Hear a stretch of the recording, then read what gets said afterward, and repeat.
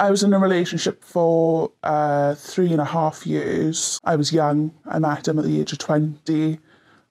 He was a bit older than me. It was my first proper relationship. We had sent these photos back and forth to each other. The relationship broke down. He wanted to mess up my job because that was what was important to me, and that he was going to send the photos and basically ruin it for me, which scared me because I'd only just started my job.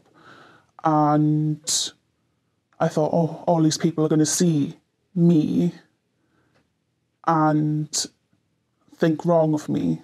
So that was a massive betrayal of trust, just saying those words that he would send those photos. I was massively on edge, and I didn't feel safe in my own home anymore. I literally felt so upset. Or there was never an intention for someone else to see them. It was only for that one person. They were placed on a website with different files. Sadly, it wasn't just myself that was put on these files. There was hundreds of other girls. There's all these other girls going through the same thing. It's not something small. How much it does actually happen is so common. Just be mindful of what you're doing.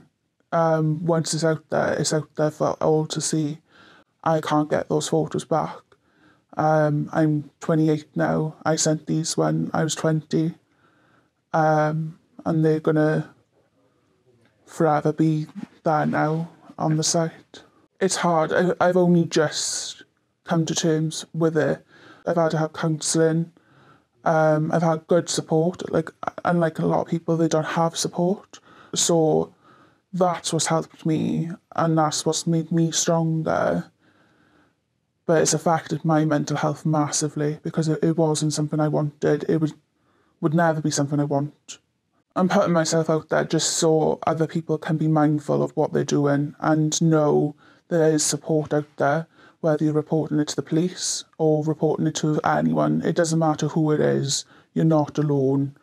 When obviously it started, I thought I was the person in the wrong. I thought, gosh, I'm such a bad person for sending photos of myself to someone I love. And it took a long time to understand, no, I'm the victim at the end of the day. I haven't done anything wrong sharing someone I love, someone I trusted. It's that individual. It is that person, not you, the person you share it to, who then shares it on. They're actually the one in the wrong.